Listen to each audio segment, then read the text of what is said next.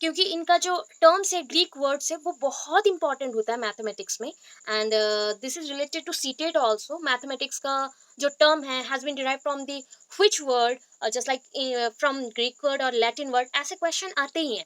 ये कहाँ से आए, ये जो मैथमेटिक्स और गणित का शब्द है ये कहाँ से आया है। बार बार बोल रही हूँ, ये पार्ट जो है ये चैप्टर 1 है, सीटेट का बुक है पेडागोजी रिलेटेड। पहला चैप्टर का ओनली मैंने यहाँ पे दिया हुआ है, सेकंड थर्ड फोर्थ धीरे धीरे आएगा, वो भी आपको पढ़ा दूंगी। बट ये आज आपका थ्योरी बेस्ड भी है, मतलब आपके नॉर्मल एग्जाम रिलेटेड थ्योरी का भी है, एंड प्लस सीटेट का भी फर्स्ट चैप्टर है।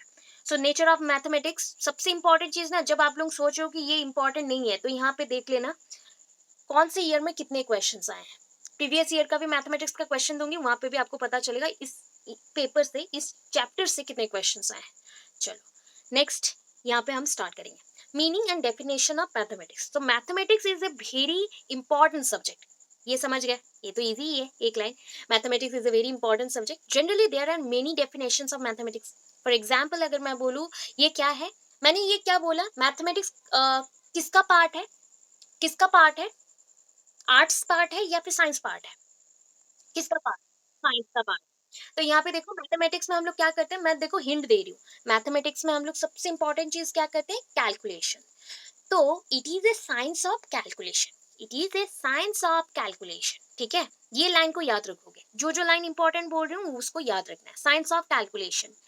अगर किसी ने बोला कि पहले के टाइम पे एस्ट्रोनॉमी रिलेटेड अगर कुछ भी जानना रहता था तो क्या करते थे, मैथ्स को ही यूज करते थे, मैथमेटिकल फॉर्मूला यूज करते थे। सो सम रिसर्चर और some scientist told that science of space, mathematics को क्या बोला गया, science of space and numbers, ठीक है।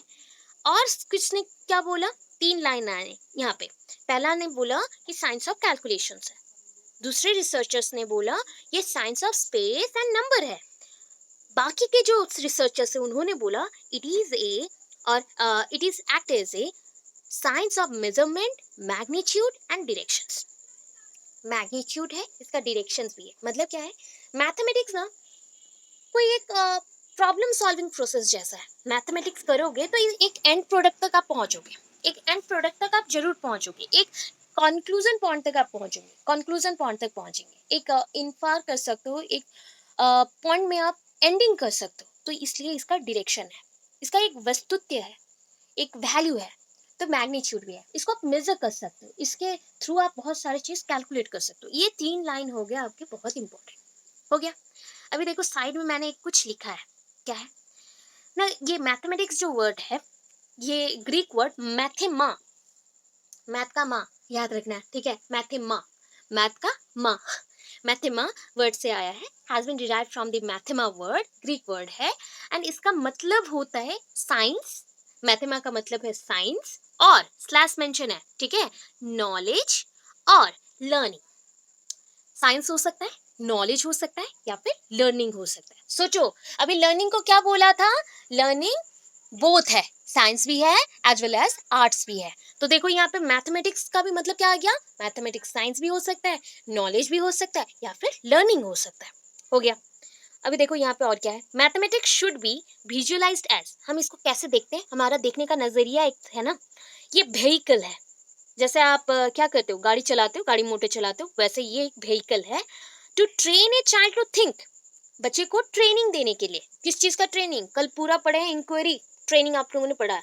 तो बच्चों को रीजन आउट करने के लिए, किसी चीज का एनालिसिस करने के लिए, या फिर लॉजिक को बनाने के लिए, आर्टिकुलेशन मतलब जोड़ना, आपके बॉडी पार्ट्स ना आर्टिकुलेटेड है, समझ रहे हो अभी क्या है, स्टेटमेंट समझा आप लोगों ने, क्या बोली मैं, आपके बॉडी पार्ट्स, ठीक है, जुड़े हुए हैं, मतलब ये आर्टिकुलेशन होता है। एंड आर्टिकुलेशन होने की वजह से आप मूव कर सकते हो। देखो आपके नी पोर्शंस को टच करो, ये मूव करता है, बेंड करता है। वैसे आपके एल्बो पोर्शन को टच करो, वैसे आपके शोल्डर पोर्शन को टच करो, इवन आपके नेक पोर्शन और वेस्ट और हिप पोर्शन को टच करो, सब आप राउंड राउंड, वो मे बी आप 180 डिग्री ही मूव कर सको, बट आप मूव कर सकते हो, ठीक है। तो इसलिए ये आर्टिकुलेट वर्ड का मतलब होता है जोड़ना। इतना डिटेल इसलिए बता रही हूँ, हिंदी स्टूडेंट्स भी हैं, प्लस सीटेड में एक एक वर्ड में आपको खाएगा, एक एक वर्ड अच्छे से पढ़ना पड़ता है, ठीक है। अभी देखो इसे छोड़ के और क्या कर सकते हैं, और नहीं चाहिए हमें यहाँ पे। तो इन हिंदी, अगर हिंदी में हम लोग बोल देते हैं तो in Hindi mathematics is known as गणित। ठीक है, गणित हो गया। गणित मतलब क्या, science of calculations. Science of calculations को गणित बोलते हैं। ठीक है, गणित। अच्छा, गणित में सिंपली क्या यूज होता है बोलो, गणन, मतलब किसी चीज को गिनती करते हो। किसको हम गिनती करते हैं, जो भी काउंटेबल है, जो काउंटिंग में आ सकता है, उसको आप काउंटिंग बोल सकते हो। तो काउंटिंग मतलब क्या है, काउंटिंग का नेक्स्ट स्टेप होता है कैलकुलेशंस। तो साइंस ऑफ कैलकुलेशन, क्योंकि एक कैलकुलेशन करने के लिए उसके पीछे का रीजन चाहिए, जहां पे रीजन आ गया मतलब साइंस घुस गया। ठीक है, लॉजिक घुस गया, इसलिए science of calculation is called गणित और मैथमेटिक्स। ठीक है, तो the term mathematics Oxford dictionary के अकॉर्डिंग क्या बोल सकते हो ना, mathematics is the science of measurement, quantity and magnitude according to Oxford dictionary. ठीक है, और भी बहुत सारे डेफिनेशन है, इसमें कौन सी डेफिनेशन इंपॉर्टेंट है, आपको सारा दिया गया है, बाद में पढ़ सकते हो, बट अभी के लिए इंपॉर्टेंट क्या है, Galileo. According to Galileo, Galileo के हिसाब से या अनुसार, mathematics is the language in which God has written the universe. आपका पूरा यूनिवर्स टुकड़े टुकड़े चीजों में बना हुआ है। जस्ट लाइक आपने गैलेक्सी बोल दिया, आकाश गंगा, आपने बोल दिया स्पेस, स्पेस में बहुत सारे महाजागतिक वस्तु और सेलेस्टियल बॉडीज प्रेजेंट है। अभी सेलेस्टियल बॉडीज का एक मूवमेंट है, गतिज शक्ति हम लोग बोलते हैं, just like kinetic energy. Kinetic energy, ठीक है, कोई भी चीज के अंदर दो टाइप के एनर्जीज हो सकते हैं, एक मूविंग है तो काइनेटिक एंड स्टोर्ड है तो पोटेंशियल। तो इसके अकॉर्डिंग वो मूव करें, सेलेस्टियल बॉडीज एक दूसरे से मूव करते हैं, सेम डायरेक्शन में मूव करते हैं, कभी भी ऑपोजिट डायरेक्शन में भी मूव करते हैं। उस अकॉर्डिंग यहाँ पे हमने जाना ना, इतने सारी चीजों को हम कैलकुलेट कर सकते हैं, मैनिपुलेट कर सकते हैं, उसको अरेंजमेंट को समझ सकते हैं। एंड मेनली सन का साइज कितना है, उसका डिस्टेंस मून से कितना है या अर्थ से कितना है, सनलाइट अर्थ पे आने में कितना टाइम लगाता है, बोलो कितना टाइम लगाता है, सनलाइट अर्थ पे आने के लिए कितना टाइम लगाता है। ऐसे क्वेश्चन आएंगे ईवीएस में, सोचो सोचो, लास्ट में बताना। ठीक है, so mathematics is the language, एक लैंग्वेज है in which God has written the universe, जिसके थ्रू भगवान ने यूनिवर्स को बनाया है। अभी बोलो और क्या है, यहाँ पे देखो और एक चीज है मैंने जो और ऐड किया है। ठीक है, जो इस बुक में भी नहीं है मैं उसको भी ऐड कर रही हूँ। ग्रीक वर्ड, मैथमेटिक्स टर्म हमने कहाँ से लिया, एक ग्रीक वर्ड से लिया है। कौन सा ग्रीक वर्ड है, यहाँ पे ग्रीक वर्ड को तोड़ दिया गया, एक है, वहां पे क्या पढ़े थे, मैथे माँ, मैथे माँ, पापा नहीं है, माँ ही है। ठीक है, मैथे माँ, यहाँ पे क्या बोला गया, ये दो ग्रीक वर्ड से आया है। एक है मैंथेनिन, मैंथेनिन, दूसरा है टेक्ने, टेक्ने। ठीक है, देखो ऐसे ही घुमाएगा आपको, मैंथेनिन एंड टेक्ने। सो ये दोनों वर्ड को डिफाइन करते हैं। पहला मैंथेनिन वर्ड है, मैंथेनिन वर्ड का मतलब होता है टू लर्न, किसी चीज को सीखना, टू लर्न। ठीक है, टेक्ने का मतलब होता है एन आर्ट ऑफ स्किल और technique, an art of skill और टेक्निक, मतलब स्किल को सीखना या फिर टेक्निक को सीखना। ठीक है, आर्ट मतलब क्या है, आर्टिस्टिक एक्टिविटीज, आर्टिस्टिक एक्टिविटीज में क्या करते हो, कुछ चीज को आप बनाते हो, तो आप स्किल को यहाँ पे बना रहे हो या सीख रहे हो, एंड उसके साथ टेक्निक को सीख रहे हो। अगर स्किल नहीं सीख रहे हो तो टेक्निक सीख रहे हो, कैसे मैथ्स को पढ़ाना है या मैथ्स कैसे सीखना है, कैलकुलेशन कैसे करना है, ऐसा। ठीक है, और एक पर्सन का नाम याद रखना, लॉकी। ठीक है, अभी बोलो मैम लॉकी बोलूं क्या डायरेक्ट, हाँ बोल लो चलेगा, याद ही रखना है। सो एक्चुअली इनका नाम है Lockie. So, according to Locke, mathematics is a way to settle the habits of reasoning in the mind of children. बच्चों के माइंड में रीजनिंग कैसा करना है, रीजनिंग मतलब क्या है, reason out, to taken out the problem solution, किसी प्रॉब्लम का सोल्यूशन निकालना। उस सोल्यूशन को निकालने के लिए कुछ एक सेटअप करना पड़ेगा ना बच्चों के माइंड में। एक बच्चा बोलेगा मैं बहुत आलसी हूँ, मुझे सॉल्व ही नहीं करना है प्रॉब्लम को, तो उसके माइंड में रीजनिंग हो सकता है, नहीं, मैथमेटिक्स जिंदगी में नहीं घुसेगा। इसलिए मैथमेटिक्स को घुसा रहे हो मतलब उसके माइंड में रीजन आउट करना या सॉल्विंग करने के लिए जो एबिलिटी आप घुसा रहे हो वो है। सो अकॉर्डिंग टू लॉकी ये हो गया। उसके बेसिस में ना इतने सारे पॉइंट का एक्सप्लेनेशन दिया गया है जो कि आप ऑलरेडी पढ़ चुके हो। Mathematics is the science of space and number, mathematics is the science of calculation, it is the science of measurement, quantity, magnitude. Mathematics is a systematized, organized and exact branch of science. समझ आ गया, समझ रहे हो ना, mathematics science का part है। Scientia word से science आया था, साइंसिया मतलब भी टू लर्न अबाउट समथिंग और to get the knowledge about environment और surrounding bodies, living non living, everything is included here. उससे आया मैथ। मैथ्स होता है calculation, manipulation, magnitude, directions, quantity, ये हो गया। अच्छा, अभी मेरे पास एक क्वेश्चन आया, मैथ्स क्वालिटेटिव है या क्वांटिटेटिव है? बोल लो, फटाफट बोल दो। बस क्वांटिटेटिव है, ठीक है। देखो यहाँ पे मेंशन भी है ना, क्या है, it is a science of measurement quantity and magnitude, मतलब ये क्वांटिटी देता है, इसमें नंबर से मतलब हम क्वांटिटी में ही देखेंगे। हो गया, इतना क्लियर है सब, पूरा क्लियर हो गया। चलो ओके, अभी थोड़ा सा नेचर देख लेते हैं। नेचर के बाद आज का क्लास यहाँ पे एंड करेंगे। नेक्स्ट क्लास में हम फिर मूव करेंगे बहुत सारी चीजों से, ठीक है। सो नेचर ऑफ मैथमेटिक्स में देखो, mathematics has its own language which consist of mathematical terms. But again repeat again. Yes please ask. Yes please ask. Your voice is cracking, not coming properly, please tell me. आपका voice में आधा आ रहा है, quantitative qualitative समझ रहे हो? Science पूछ रहे हो क्या? साइंस पूछ रहे हो क्या? मैथ आपका, हाँ अभी आया। Math is quantitative, math is quantitative because यहाँ पे हम क्वांटिटी को ही कैलकुलेट करते हैं, ये क्वांटिटेटिव। हाँ बस हो गया, चलो अभी इसका नेचर देख लो। Mathematics has its own language which consist of mathematical terms. पहला लाइन आया कि मैथमेटिक्स क्या है ना, मैथमेटिक्स इसके पास खुद का लैंग्वेज होता है, साइंस का जैसा खुद का लैंग्वेज है, आर्ट्स का जैसा खुद का लैंग्वेज है, इसके पास भी अपना लैंग्वेज है जिसके यूज से वो मैथमेटिकल टर्म्स को बताता है, मैथमेटिकल कंसेप्ट बताता है, फॉर्मूलीज बताता है, थ्योरीज बताता है, प्रिंसिपल्स एंड सिंबल्स और साइंस को बताता है। Mathematics involves conversion of abstract concept into concrete concept. Abstract मतलब बिखरा हुआ, ठीक है। आप क्या करोगे बोलो, घर पे देखना, आपके घर पे ये रखा होगा, दाल रखा होगा, ठीक है। एक बोतल में या फिर जार में दाल है, सेरल्स आप जानते हो, दाल रखते हो या लेंटिल्स। तो अभी उसको आप जब रखे हुए हो तो ग्रुप में है, वो एक अमाउंट हो गया, पर्टिकुलरली 1 kg और समथिंग, ऐसा हो गया। उसको हम कंक्रीट मान सकते हैं, ठीक है, क्योंकि वो एट ए टाइम एक जगह पे फिक्स्ड है। उसको क्या करोगे, उससे एक मुट्ठी लो एंड फेंक दो नीचे, वो बिखर जाएगा। बिखर गया मतलब वो छोटे छोटे पॉइंट्स में डिवाइड हो गया। अभी छोटे छोटे यूनिट्स और पॉइंट्स में अगर डिवाइड हो जाता है तो उसके बारे में डिटेल जब करते हो वो एब्स्ट्रैक्ट होता है। तो एब्स्ट्रैक्ट छोटा पॉइंट होता है, कॉन्क्रीट बड़ा पॉइंट होता है। Just like general to specific होता है, स्पेसिफिक होता है आपका एब्स्ट्रैक्ट, जनरल होता है आपका कॉन्क्रीट, ठीक है। तो ये चीज यहाँ पे हो गया abstract concept into concrete form. अच्छा, next, mathematics doesn't leave any doubt in the mind of learners about theories, principle और कंसेप्ट। मैथमेटिक्स कभी भी डाउट नहीं छोड़ता। साइंस के डाउट्स हो सकते हैं, मैथमेटिक्स डाउट नहीं छोड़ता, बिकॉज वो ऑलवेज उसका प्रिंसिपल देता है, उसका फॉर्मूला देता है, उसके एग्जाम्पल्स देता है, अगेन वो सॉल्यूशन को मेंशन भी करता है, प्लस एक्सरसाइज भी देता है उसी एग्जाम्पल्स के थ्रू प्रूव करने के लिए। तो इसका कोई भी डाउट वो छोड़ता नहीं है लर्नर्स के माइंड में। Mathematics helps to develop the habit of self confidence and self reliance in children. बच्चे आत्मनिर्भर होंगे, खुद के ऊपर डिपेंडेंट होंगे, खुद का सेल्फ कॉन्फिडेंस उनके पास होगा, खुद से वो सॉल्व कर सकते हैं, किसी भी प्रॉब्लम को सॉल्व कर सकते हैं, ये चीज होगा। Mathematics helps in developing scientific attitude in children. बच्चों में साइंटिफिक एटीट्यूड डेवलप होगा। The study of mathematics gives the training of scientific method to the children. मैंने इसलिए बोला था, अब साइंस के जो मेथड्स हैं वो सेम होते हैं मैथमेटिक्स के साथ। मैथमेटिक्स में भी आप बच्चों को साइंटिफिक एटीट्यूड डेवलप करवाने में हेल्प कर रहे हो।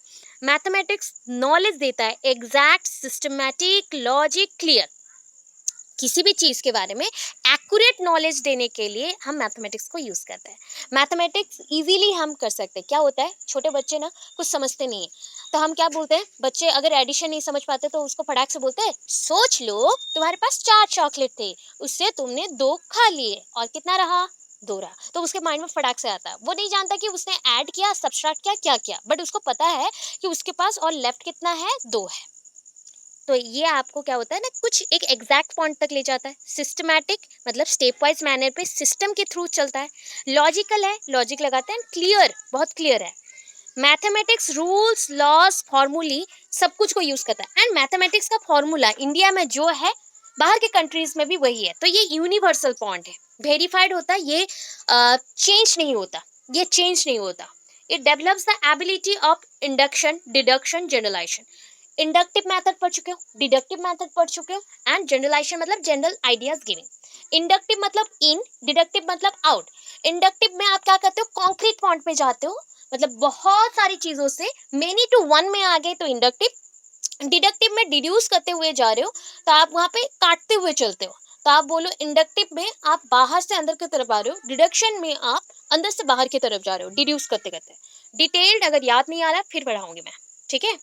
Next, it draws numerical inferences. अच्छा, इन्फ्रेंसेस का मतलब हम नॉर्मली साइंस के बच्चे और भी जानते हैं कि कंक्लूजन को बोला जाता है।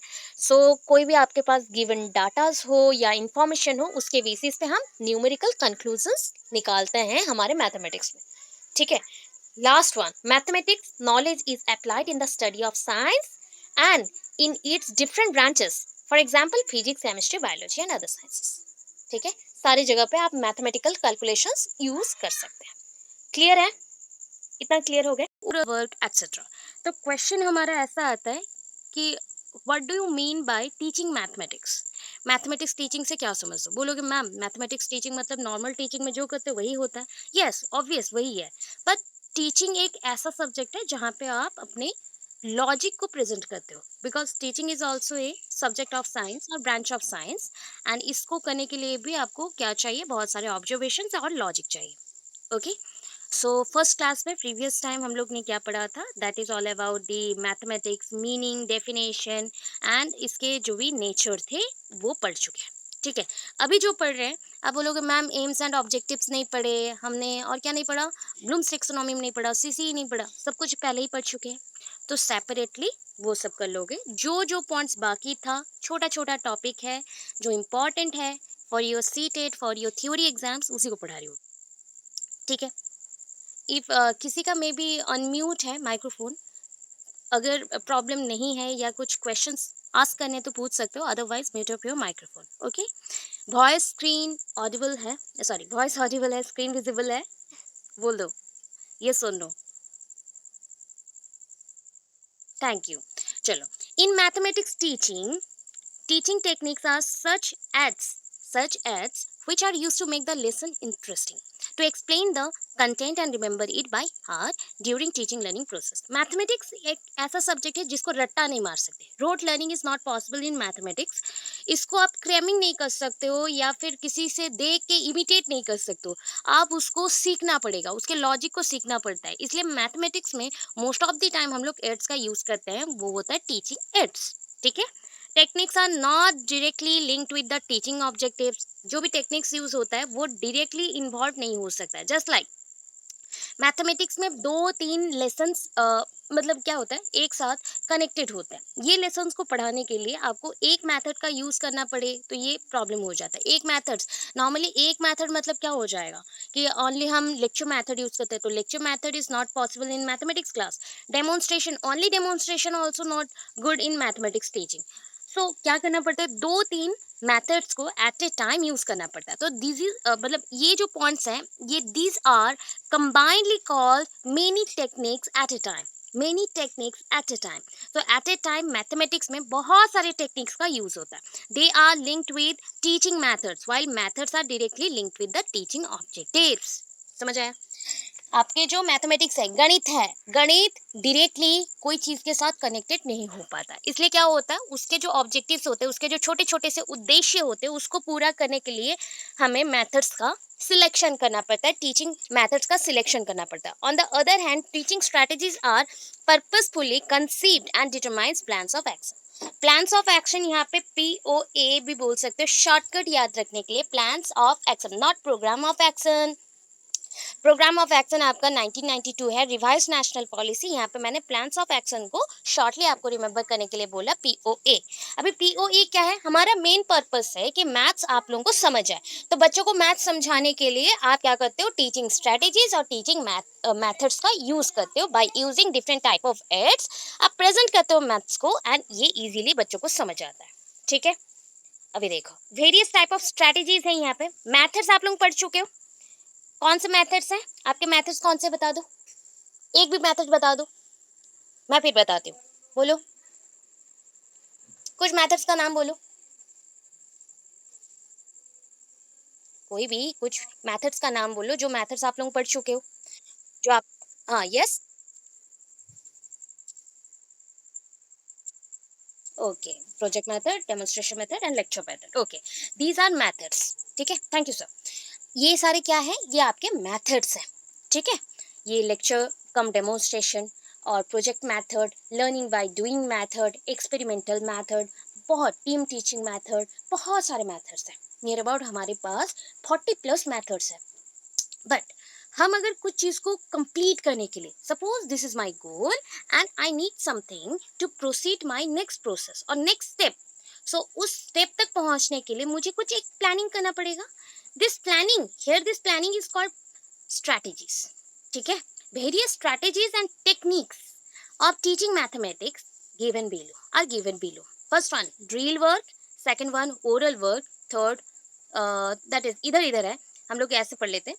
पहला हो गया ड्रिल वर्क, सेकंड हो गया होम वर्क और होम असाइनमेंट, प्रीवियसली बोल चुकी थी, होम असाइनमेंट है, होम वर्क और home assignment, oral work, written work, group work, self study, देखो ग्रुप में करना, अकेले करना, इंडिविजुअल करना, सुपरवाइज स्टडी, किसी को आप सुपरवाइज कर रहे हो, जस्ट लाइक होता है ना कॉन्ट्रेक्टरी वर्क्स में क्या होता है, सुपरवाइजर रहता है, सुपरवाइज करता है, वैसे ही आपके टीचिंग में जो बड़े लेक्चरर्स होते हैं या एक्सपीरियंस वाले लेक्चरर्स होते हैं या टीचर्स होते हैं, वो आपको ऑब्जर्व करके सुपरवाइज करते हैं, वैसे बहुत सारे सुपरवाइज भी कर सकते हो आप स्टडी के ऊपर। रिव्यू करना, किसी चीज को आपने प्रेजेंट किया, आफ्टर दैट अगेन व्यू किया, तो that is called review. Assignment, normally home assignment and assignment is okay, मतलब सेम सेम है, ओके टाइप्स आएगा। क्या ओके टाइप्स है, मतलब होम असाइनमेंट के जो पॉइंट्स है ऑलमोस्ट हम बोल सकते हैं असाइनमेंट के पॉइंट्स भी सेम है। Last one is the brainstorming, last one is the brainstorming, तो यहाँ पे जो पॉइंट्स आ गया, drill work, oral work, group work, ये सारा जितना भी है ना, 10 पॉइंट्स जो है, 10 स्ट्रैटेजीज और 10 टेक्निक्स हैं, इसको हम लोग यूज करते हैं डिफरेंट मैथ्स को, मैथ्स के प्रॉब्लम को सॉल्व करने के लिए, ठीक है। ड्रिल वर्क, बच्चों को रिपीटेडली प्रैक्टिस चाहिए, वो ड्रिल होता है। ओरली कुछ क्वेश्चंस ऐसे होते हैं just like 2 + 2 is equals to 4, या फिर छोटे छोटे क्वेश्चंस होते हैं उसको, या फिर just like formula based question हुए जो कि फिल इन द ब्लैंक्स हो गया, ट्रू फॉल्स हो गया, ऐसे पूछ रहे हो। एडिटेड मतलब एडिशन के लिए जो प्रॉपर्टीज होते हैं, एडिटिव प्रॉपर्टीज होते हैं वो, सब्सट्रैक्शन के लिए जो प्रॉपर्टीज होते हैं, या डिविजिबल जो रूल्स होता है, ये सारी चीजों को आप ओरली पूछ सकते हो। वैसे ही रिटर्न वर्क में कुछ करने के लिए हम होम टास्क देते हैं, तो ये सारे चीजों में क्या इंपॉर्टेंट है, बोलोगे मैम सारा पढ़ना है एग्जाम्स के लिए, थ्योरी एग्जाम्स के लिए सारा नहीं पढ़ना, जैसे कि आपके बुक में मेंशन है, गिवन है, ड्रिल वर्क है, ओरल वर्क है, असाइनमेंट है, रिटन वर्क है, ब्रेनस्टॉर्मिंग है, ऐसा कुछ है, ठीक है, 4-5 है, बट सीटेड उसके नेक्स्ट ही है, तो इसलिए हमें सारा कर लेना है, छोटे छोटे पॉइंट्स में याद रखने हैं। चलो नेक्स्ट ड्रिल वर्क देख लेते हैं, ड्रिल क्या होता है। अभी जानते हो ड्रिल मतलब हम लोग ऑन काइंड ऑफ प्रैक्टिस करते हैं, मोस्ट इंपॉर्टेंट थिंग है कि आप माइंड में कैसे प्रैक्टिस कर रहे हो। So drill work is one of the most important thing in teaching of mathematics. Drill and exercises occupy an important place in mathematics teaching and learning.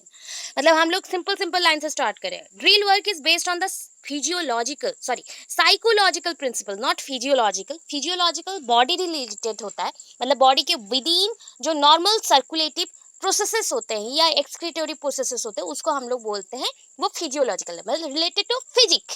But जो psychological दिमाग से संबंधित है, आपका जो मैथ्स होता है ना, ये टोटली बोलोगे जितने भी पढ़ाई होता है वो दिमाग से ही रिलेटेड है, नहीं समझोगे तो कैसे बढ़ोगे। But maths is very difficult, सबको क्यों डर जाते हैं, बिकॉज ये टोटली ब्रेन का काम है, समझ के करना पड़ता है, एंड इसमें हम रट्टा नहीं मार सकते, तो इसलिए drill work is based on the psychological principle such as learning by doing, learning by doing. याद रहा ड्रिल कैसा होता है, ड्रिल आप खुद से करते हो, इसलिए प्रैक्टिस करने के लिए लर्निंग बाय डूइंग का मेथड यहाँ पे इन्वॉल्व हुआ। और क्या है, law of exercise. Law of exercise क्या होता है पता है, एक्सरसाइज एक दिन कर दिया, 2 दिन छोड़ दिया, फिर तीसरे दिन, ये इरेगुलरिटी है। रेगुलर बेसिस पे जो होगा उसका रिजल्ट पॉजिटिव ही आता है, ऑलवेज पॉजिटिव आता है। तो लॉ ऑफ एक्सरसाइज क्या होता है ना, एवरी डे आपको कुछ ना कुछ करना है, ये टाइम को यूटिलाइज करना है प्रॉपर वे से, तो वो चीज होता है law of exercise. It affords a convenient and Fairlie efficient medium for the repeat memorisation. मतलब देखो एक चीज को पूरा याद रखना है, तो उस चीज के लिए हम लोग ड्रिल वर्क करते हैं। ड्रिल वर्क में क्या होता है, एक ही पॉइंट पे हम मल्टीपल थिंग्स को करते हैं, बट अटेंशन और फोकस एक ही चीज पे ही रहता है, उसी सेम चीज पे रहता है। सो दैट्स व्हाई ये बहुत ही रैपिड मेमोराइजेशन में हेल्प करता है। ऑटोमेटिक वर्क करता है। जस्ट लाइक आप डांस जब एक स्टेप सीखते हो ना, वो स्टेप को मैक्सिमम आप 3 4 ईयर्स 5 ईयर्स भूलते ही नहीं हो। सो दैट मीन्स उसको आपने इतना मतलब रिपीटेडली किया था जो आपके रैपिड मेमोराइजेशन में आ गया। Drill must be recognized as an essential means of attaining some of the desired control, just as a strong emphasis upon the concept and meaning must be regarded as essential for understanding. तो drill क्या होता है कि drill मतलब only जो PT आप करते हो या फिर सैटरडे के टाइम पे हम लोग स्कूल में क्या करते थे, बहुत पीटी करते थे, एक्सरसाइज करते थे, तो रिपीटेडली करते थे।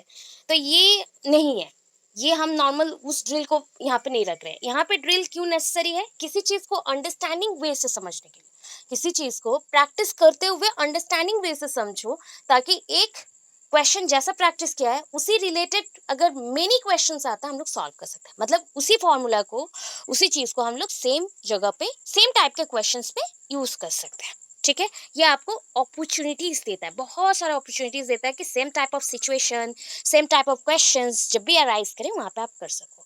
तो ये सेल्फ लर्निंग है, बहुत इंपॉर्टेंट है, सेल्फ लर्निंग है। तो देखो यहाँ पे कुछ पॉइंट्स हैं जो इफेक्टिव बनाता है ड्रिल को। Drill exercises should be conducted in such a manner that people can work at different rates at different levels according to their abilities. अच्छा बोलो, मैथ सॉल्व करने के लिए जो एबिलिटीज चाहिए और आईक्यू चाहिए, क्या वो सेम रहता है बच्चों में? क्या ये सेम रहेगा बच्चों में? ये सुन लो, एबिलिटी सेम रहेगा? यस और नो? बस, मतलब मेरा रेट है, रेट मतलब ये होता है पेस, रिदम, एक रिदम बोल सकते हो, स्पीड। एक मैथ्स को मैं विद इन 5 मिनट्स में सॉल्व कर देती हूँ, मे बी आप और भी ज्यादा स्ट्रांग होगी, 2 मिनट्स में सॉल्व कर दो। तो ये होता है स्पीड और रेट। तो ये होता है कि ड्रिल के थ्रू बच्चे अपने रेट के अकॉर्डिंग, मतलब डिफरेंट रेट्स के अकॉर्डिंग प्रैक्टिस कर सकते हैं और सीख सकते हैं, वर्क को डन कर सकते हैं एट डिफरेंट लेवल्स। जिस लेवल पे उनको वर्क करना है उस लेवल पे कर सकते हैं, बिकॉज ये लर्निंग बाय डूइंग है। मैथ्स खुद से प्रैक्टिस करना पड़ता है, बाकी सारे क्वेश्चन आंसर किसी और के थ्रू लिखवा सकते हो, बट मैथ्स खुद से ही प्रैक्टिस करना पड़ता है, तभी मेमोरी में स्टोर होता है। Next, drill exercises should B brief and distributed over a period of time. ये जो ड्रिल एक्सरसाइजेस होते हैं ना, ये क्या होता है, शॉर्ट पीरियड के लिए होना चाहिए। लॉन्ग पीरियड के लिए अगर मैथ्स करोगे तो आपका माइंड फैटिक हो जाएगा, या फिर फैटल आप फील करोगे, आपका माइंड पूरा बोलोगे कि क्या हो गया मेरे माइंड में, मुझे और कुछ समझ नहीं आ रहा, मेरे माइंड में और कुछ नहीं घुस रहा। ऐसा होता है जब एग्जाम्स पास आता है एंड मैथ्स का एग्जाम होता था, बच्चे दिन भर एग्जाम के लिए प्रिपेयर होते थे मैथ्स, तो उनका दिमाग मतलब क्या बोल सकते हैं कि आउट हो जाता है, टोटली उसको समझ नहीं आता है कि उसको क्या करना है, ये चीज होता है। तो इसलिए मैथ्स जब भी प्रैक्टिस कर रहे हो तो शॉर्ट पीरियड के लिए, ब्रीफ पीरियड के लिए करना है। आफ्टर दैट इसको डिस्ट्रीब्यूट कर देना है थोड़े थोड़े टाइम में, मतलब विद टाइम गैप हमें मैथ्स को सॉल्व करना है। Next, drill should consist of several distinct activities. Drill के अंदर बहुत सारे एक्टिविटीज होते हैं, बहुत सारे स्ट्रैटेजीज को हम लोग यहाँ पे यूज करते हैं। Variety of problems will make the drill interesting. Variety of problems, sometimes क्या होता है कि हम बच्चों को एक ही टाइप का क्वेश्चंस देते रहे, एडिशन सब्सट्रैक्शन ना देके ओनली एडिशन एडिशन एडिशन। बच्चा 2 डिजिट वाला एडिशन कर लिया, उसको इजी लग रहा है, 1 डिजिट भी कर लिया, 3 डिजिट वाला कर रहा है, बट एडिशन ही कर रहा है ना, उसको कंपैरिजन नहीं पता रहेगा कि सब्सट्रैक्शन के साथ इसका कंपैरिजन क्या है। तो वेराइटी ऑफ प्रॉब्लम्स अगर दे दे, variety of problems will make the drill interesting. Okay, the drill work should be progressively more challenging. Drill work क्या होता है, और भी चीजों को आगे लेके जाता है एंड चैलेंजिंग बनाता है, बहुत ज्यादा चैलेंजिंग बनाता है। हो गया, अभी देखो इधर और कुछ पॉइंट्स है, एडवांटेज एंड डिसएडवांटेज। सारे पॉइंट्स को इतना डिटेलली आपको समझा समझा के क्यों जा रही हूँ, बिकॉज जब आप सीटेट में जाओगे इसी वेस्ट में ना आपको क्वेश्चंस मिलेंगे, एंड क्वेश्चंस कैसा मिलेगा, विद एग्जांपल्स मिलेंगे। कि एक 3 क्लास का बच्चा है, वहाँ पे आप ड्रिल का यूज कर रहे हो, तो उसका मैक्सिमम पॉइंट तक कौन सा ऑब्जेक्टिव फुलफिल होता है, ऐसे करके बहुत सारा चीज आएगा। तो उसका मैक्सिमम ऑब्जेक्टिव क्या है पता है, रैपिड मेमोराइजेशन, रैपिड मेमोराइजेशन। ठीक है, रैपिड मेमोराइजेशन हो सकता है। जस्ट लाइक 3 क्लास का बच्चा को याद कर लेना कि टेबल हम लोग सिखा रहे हैं, 2 1 2, 2 2 4, 2 3 6, ऐसे करके हम लोग रिपीटेडली बोल रहे हैं। तो उसके माइंड में उस कंसेप्ट को घुसाओ कि क्यों 2 से मल्टीप्लाई होने से ये इतना आ रहा वैल्यू, एंड ये सारा इवन में ही आ रहा, ऑड में क्यों नहीं आ रहा, सब कुछ समझा दो तो वो जल्दी सीख जाता है। तो ये ऐसे क्वेश्चन सीटेड में भी बहुत बार पूछे जाते हैं। सो एडवांटेजेस क्या है? There are some advantages of drill work which are as follows. First one, learn material can be retain for a long time. अभी देखो, लर्न मटेरियल मतलब जो आप पढ़ना चाहते हो, मैथ्स का बुक जो है उसको आप रिपीटेडली पढ़ भी सकते हो, एंड इसको आप बहुत टाइम तक अपने पास रख सकते हो, लॉन्गर टाइम. क्योंकि मैथ ऐसा चीज़ है, सारे बुक का जो भी नोट्स होते हैं या कुछ होते हैं उसको हम शॉर्ट करके रख सकते हैं, या फिर किसी को बुक भी दे तो कहीं से ना कहीं से मिल भी जाता है. बट मैथ्स जो रहता है वो कहीं से आप ढूंढना चाहते हो, बट आपके पास बेस के लिए कुछ बुक नहीं है, तो मैथ के जो मटेरियल्स हैं, बुक्स हैं, अगर इजीली लर्न करने में हेल्प होता है तो उसको हम लॉन्गर पीरियड तक रिटेन करते हैं. It is a good technique of learning for beginners. Beginners के लिए ड्रिल वर्क अच्छा है. देखो यहाँ पे मैं हाईलाइट कर रही हूँ बिगनर्स. ऐसे क्वेश्चन फिर आएंगे सीटेट में, आपको पूछा जाएगा किन के लिए ज़्यादा हेल्पफुल है. सो ये बिगनर्स के लिए ज़्यादा हेल्पफुल है. जो आरंभिक और प्रारंभ अवस्था में है उसको हम बिगनर्स बोलेंगे. And speed of learning material can be adjusted according to need. Suppose आप 10 बच्चे को पढ़ा रहे हो मैथ्स. अभी कुछ बच्चे हैं बहुत ही फास्ट वे से सीख रहे हैं और कुछ बच्चे होंगे थोड़ा सा स्लो सीख रहे हैं. तो फास्ट जो सीख रहे हैं उनको आप बहुत सारे एक्सरसाइजेस दे सकते हो, जो स्लो सीख रहे हैं उनको आप थोड़ा सा और ज़्यादा टाइम दे सकते हो. तो यहाँ पे हम जो भी मटेरियल्स हैं या बच्चों को जो पढ़ा रहे हैं तो उसके लिए हम टाइम ले सकते हैं. तो उनके नीड के अकॉर्डिंग हम टाइम एडजस्ट कर सकते हैं. यहाँ पे लर्निंग मटेरियल्स के स्पीड को, मतलब यूजेस के स्पीड को हम मेंटेन कर सकते हैं. सो एक्यूरेसी भी रखना पड़ेगा उसके साथ. ठीक है. Memory of the child can be checked. अभी बच्चे को आपने सिखा दिया, सिखाने के बाद बच्चा कितना याद रखता है तो उसको भी चेक करना पड़ेगा. डिसएडवांटेज क्या है देख लो. It is not suitable for all topic. ठीक है. ड्रिल जो वर्क है, ड्रिल वर्क है, ये सारे सब्जेक्ट्स के लिए नहीं होता. ये मैथ्स के लिए बहुत इंपॉर्टेंट है. Drill work create disturbance in other classes. Other subject के क्लासेस में ड्रिल वर्क डिस्टर्बेंसेस क्रिएट करता है, सो दैट ऑल टॉपिक्स के लिए सुइटेबल नहीं है. It is not effective without good and clear voice. ठीक है. अच्छे अच्छा एक चीज़ बताइए, क्लास में आप जब पढ़ा रहे हो, सो ऐसा कुछ नोटिस किया है, बहुत सारे ऐसे टीचर्स होते हैं जिनका वॉइस बहुत ही लो रहता है, या फिर उनका टोन ऐसा रहता है जो आपको आधा जो बैक बेंचर्स है उनको सुनाई तक नहीं जाता है. तो वहाँ पे प्रॉब्लम क्रिएट होगा, यस और नो? प्रॉब्लम क्रिएट होगा. ओके. सो दैट मीन्स आपको ये समझ आया कि क्लियर वॉइस बहुत अच्छा होता है. Good and clear voice is very effective. ठीक है. Very effective for the drill work. Without this it is not effective. ठीक है. Sometime drill becomes an exercise. हम लोग बोल सकते हैं कि ड्रिल एक एक्सरसाइज ही है, वन काइंड ऑफ एक्सरसाइज है. बट अगर मैं एक्सरसाइज को प्रॉपरली ना करूँ तो क्या फ्रूटफुल होगा? फुटिलिटी और फ्रूटफुल सेम टाइप का है. मतलब आपको फल मिलेगा, अगर मैं अच्छा नहीं करती हूँ नहीं मिलेगा. तो हमें जितना प्रैक्टिस करना है, अगर अच्छे वे से करते हैं तो रिजल्ट हमें मिलता ही है. Last, careful questioning by the teacher is useful और usually needed in the drill. ठीक है. यूजफुल और usually needed in the drill work. मतलब ड्रिल वर्क जब कर रहे हो as a maths teacher, you cannot ask any type of question to your students. You ask several questions related to this topic or related to this concept. अगर वो concept से बाहर निकल के आप कुछ पूछ रहे हो तो उसमें भी देखना पड़ेगा कि आप किन बच्चों को पूछ रहे हो. गिफ्टेड चाइल्ड को पूछ रहे हो, एवरेज को पूछ रहे हो, या डम बच्चों को पूछ रहे हो. डम बच्चे जीरो आंसर देंगे, गिफ्टेड बच्चे सारे क्वेश्चंस का आंसर देने को ट्राई करेंगे या सीखने को ट्राई करेंगे. बट यहाँ पे ड्रिल वर्क जो बोला गया तो ये सबके लिए है. इसलिए ड्रिल वर्क में जब भी क्वेश्चन पूछा जाता है तो सोच समझ के पूछना पड़ेगा, जो कि इम्पॉर्टेंट है बच्चों के लिए. अभी चलो, होम वर्क इन मैथमेटिक्स. आज के टाइम में होमवर्क तो इम्पॉर्टेंट है. ठीक है. In modern days the curriculum in secondary school is too vast और is so vast that school time is not sufficient to adjust everything provided in the curriculum. मतलब क्यों हम होमवर्क का यूज करते पता है? जब कुछ कोर्सेस हम कंप्लीट नहीं कर पाते हैं, सिमिलर टाइप ऑफ क्वेश्चन है या सिमिलर टाइप ऑफ टॉपिक है, एंड उसको हम क्लास में ख़त्म नहीं कर पाते एज पर करिकुलम इंस्ट्रक्शन, तब हम होमवर्क जैसा जो टेक्निक है उसका यूज करते हैं.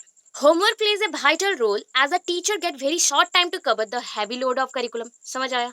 अगर आपका करिकुलम बहुत ही वास्ट है और बहुत हैवी है सो आप क्या करोगे, फटाफट रिलेटेड टू दिस टॉपिक का कंसेप्ट को पढ़ा दो, इंपॉर्टेंस को पढ़ा दो, या छोटा मोटा जो पॉइंट्स रहता है उसको बोलो कि समझ आया, समझा दिया, अभी एग्जांपल्स एक आध करवा दो, पूरा एक्सरसाइज बच्चों को दे दो, बच्चे खुद करके लाएंगे। तो ये होता है होमवर्क, कि शॉर्ट टाइम में हैवी करिकुलम को कंप्लीट करने के लिए टीचर्स यूज करते हैं homework. So under the circumstances it is not only important but also essential to give homework to the student. ठीक है, मतलब इस रीजन से, इस अभी का जो करिकुलम चल रहा है उस बेसिस पे आज के टाइम पे होमवर्क ओनली हम बोलेंगे इम्पोर्टेंट है ऐसा नहीं है, इम्पोर्टेंट भी है, एसेंशियल भी है। जस्ट लाइक आपको पानी, जिंदा रहने के लिए पानी चाहिए, ऑक्सीजन चाहिए, वैसे ही अभी पढ़ाई के लिए, एजुकेशन के लिए मैथ्स इज कंपलसरी सब्जेक्ट। तो मैथ्स भी आपको होमवर्क देते हुए सिखाना पड़ेगा, बिकॉज इतना भास्ट सब्जेक्ट्स को कंप्लीट करना पॉसिबल नहीं होता विदाउट होमवर्क। आप लोगों ने देखा होगा, हम ना जब पढ़ते थे स्कूल में, देन उस टाइम पे सारे क्वेश्चंस को अच्छे से करवाया जाता, सारे टॉपिक्स को रीड करवाया जाता, सब कुछ करवाया जाता। बट मैथ्स का जब पीरियड रहता था तो मैथ्स के सर क्या करते थे, फॉर्मूला बता देते थे या प्रिंसिपल्स बता देते थे, इंपॉर्टेंस बता देते थे, एक दो एग्जाम्पल्स कर देते थे एंड बोलते थे तुम करो। ठीक है, यही होता है। सो इसका मतलब क्या है, होमवर्क इज वेरी इंपॉर्टेंट। ठीक है, और बाकी क्लासेस में इतना कम टाइम में नहीं पॉसिबल होता था, बाकी क्लासेस में प्रैक्टिकल करने का भी टाइम नहीं होता था, बट मैथमेटिक्स में हमें होमवर्क मिलता था, हम लोग करते थे। ठीक है, अब देखो ये जो होमवर्क है आपको कहाँ करना पड़ता है, स्टडी एनवायरनमेंट में। ये स्टडी एनवायरनमेंट और कहाँ मिलेगा, घर पे मिलेगा। तो बच्चे को घर पे काम दिया जाता है, तो वो काम होता है होमवर्क। ठीक है, the nature and amount of homework should be given according to the capacities of the children. बच्चों के कैपेसिटीज के अकॉर्डिंग उनको होम टास्क और होमवर्क असाइन किया जाता है। एंड समटाइम्स क्या होता है ना, ये जितने भी होमवर्क है ये इंटरनल असेसमेंट का या proper weightage should be given. मतलब इंटरनल असेसमेंट का एक पार्ट है एंड इससे ही हम लोग प्रॉपर वेटेज भी दे सकते हैं। समटाइम्स क्या होता है, असेसमेंट हो गया, बोलते हैं ना फॉर्मेटिव असेसमेंट चल रहा है, फॉर्मेटिव असेसमेंट 1 गया, फॉर्मेटिव असेसमेंट 2 गया, ये सब होने के बाद उसको मार्किंग भी दिया जाता है। अगर कोई एक बच्चा प्रॉपरली हर दिन टास्क करके आता है, उसका अटेंडेंस भी फुल है, तो उसको हम लोग अच्छे मार्क्स दे सकते हैं, अच्छे ग्रेड्स दे सकते हैं। नेक्स्ट देखो, ऑब्जेक्टिव्स ऑफ होमवर्क। क्या ऑब्जेक्टिव्स है, it utilises the leisure time of the child. देखो खाली समय, लेजर मतलब क्या है, खाली समय, लीजर पीरियड हम लोग बोलते हैं, खाली टाइम। कौन सा पीरियड में बच्चा खाली है, कुछ बच्चे होते थे जब भी उनको गेम पीरियड या खाली टाइम मिलता था वो उसी टाइम होम टास्क कर लेते थे, बिकॉज घर पे जाके टीवी देखेंगे या खेलेंगे। ये भी एक अच्छा टाइम है, बिकॉज जैसे भी करके आपका जो खाली समय है, बच्चों का जो खाली वक्त है उसको यूटिलाइज करना है। तो ये होमवर्क और होम असाइनमेंट के थ्रू हम लोग लीजर टाइम का यूटिलाइज करें एंड बच्चों को गॉसिपिंग करने से बचा रहे हैं, जो बातचीत करने में लगे रहते हैं ना उसको करने से बचा रहे हैं। It cultivates the habit of regularity and hard work in the children. बच्चों में हम लोग क्या प्रमोट करें ना, अवेक करें बच्चों को कि तुम रेगुलर रहना, तुम हार्डवर्क करना अपने लाइफ में। It provides the opportunity of independent work. Opportunity of independent work, आप अकेले इंडिविजुअली काम कर सकते हो, इसका मतलब होता है कि आपको अपॉर्चुनिटीज मिल रहा है।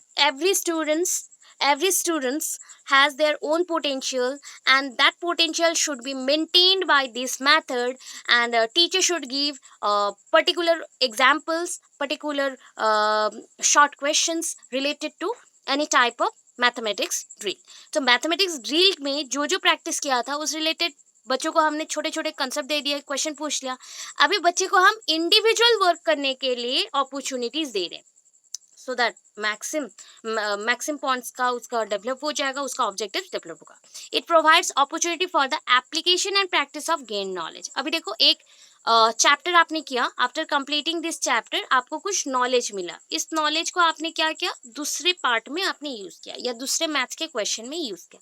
तो जो नॉलेज आपको मिलता है गेन नॉलेज, उसको यूज करने के लिए, अप्लाई करने के लिए भी आपको अपॉर्चुनिटीज मिल जाता है। ठीक है, क्लियर है इतना, यस और नो, क्लियर है, इतना क्लियर है, बोलो बोलो फटाफट बोलो। अच्छा, नेक्स्ट देखो एडवांटेजेस ऑफ होमवर्क। ठीक है, advantages of homework, homework is essential because the school hours are not enough for the necessary work. ये तो आप जानते हो स्कूल में टाइम नहीं होता, इसलिए होम टास्क दिया जाता है कि वहाँ पे भी कुछ कुछ पोर्शन कंप्लीट हो जाए। It brings closer relationship between parents and the school. देखो, होम टास्क मिलने से क्या होता है, बच्चे जब घर पे जाएंगे तो वो काम करेंगे, बच्चे और घर पे जाने के बाद स्कूल का ही पढ़ाई का ही काम कर रहे हैं। सो वहाँ पे पेरेंट्स को भी पता चलेगा कि स्कूल में पढ़ाई हो रहा है, इसलिए होम टास्क मिल रहा है। तो यहाँ पे पेरेंट्स एंड स्कूल के अंदर रिलेशनशिप बिल्ड हो रहा है। It promotes the habit of self study. अच्छा, सेल्फ स्टडी ड्रिल वर्क में भी हो रहा था, सेल्फ स्टडी यहाँ पे भी हुआ, याद रखोगे। It also develop a sense of responsibility in the children. बच्चों के अंदर रेस्पॉन्सिबिलिटी क्या है, कल मुझे ये होम टास्क टीचर को दिखाना है, सो ये मेरा रिस्पॉन्सिबिलिटी क्या आज के अंदर मैं कंप्लीट करूँ। The constant anxiety of doing homework promotes the progress of the children. देखो, एंजाइटी मतलब क्या है, बोलो एंजाइटी मतलब क्या है।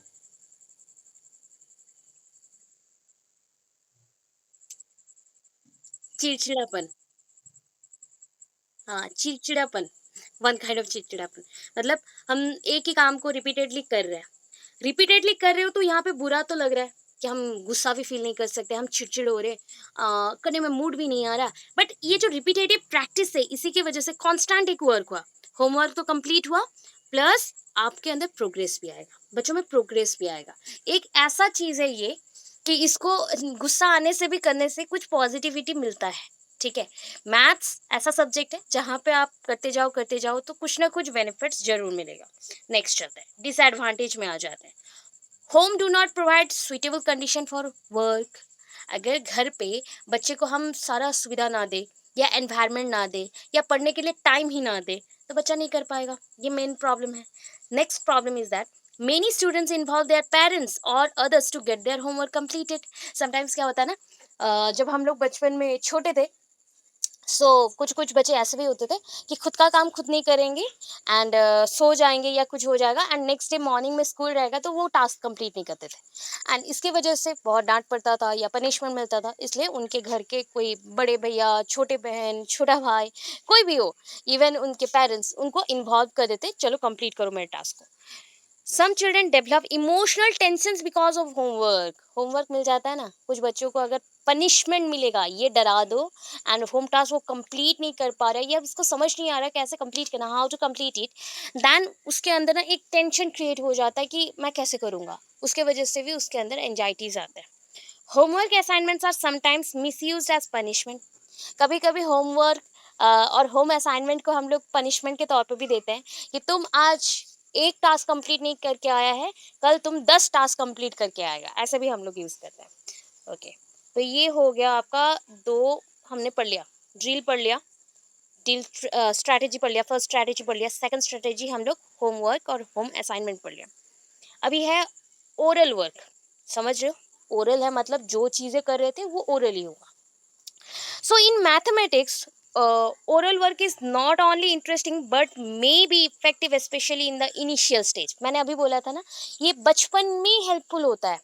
ठीक है, जस्ट लाइक आप टेबल रटवा रहे हो, दैट इज 2 2 2 2 4 2 3 6, ऐसे आप रटवा रहे हो, तो उसके लिए ये गुड थिंग है, मतलब इनिशियल स्टेज में, आरंभ के स्टेज में ये अच्छा है। बट इसके बाद जब बड़े हो जाते हो ये काफ़ी टाइम में काम नहीं करता या यूजफुल नहीं होता। So an appeal to the eye and ear is more effective than written work. आप लोगों को मैंने कल भी क्लास में कुछ बताया था, ऑफलाइन के क्लास में क्या बताया था, आप ऑडियो विजुअल ऐड जानते हैं, ऑडियो विजुअल, ऑडियो विजुअल जानते हैं ना, सब जानते हैं। ओके, सो मैं 3 पार्ट में इसको डिवाइड कर रही हूँ। ठीक है, फर्स्ट वन इज ऑडियो, ठीक है, देन आया सिर्फ विजुअल, देन आया nextly audio visual. So most probably इसका एक परसेंटेज मैं बताऊंगी। ऑडियो मतलब क्या यूज होगा, बोलो कौन सा sense organ, which sense organ is used here, year. अच्छा, सो ईयर से आप जो भी चीजें सुनते हो तो वो मे बी 10 to 20% आप उसको रिमेम्बर कर सकते हो। कितना, जो भी हम लोग सुनते हैं दिन में ना, उसका 10 to 20% आप रिमेम्बर कर सकते हो। किसके कंपैरिजन में, आप विजुअल देख के जो भी आप याद रखते हो उसके कंपैरिजन में। विजुअल मतलब यहाँ पे आपका मेन पार्ट आ गया आई। सो आई से आप जो रिमेम्बर करते हो वो 30 to 40% होता है, 40% रिटेंशन कर सकते हो, याद रख सकते हो।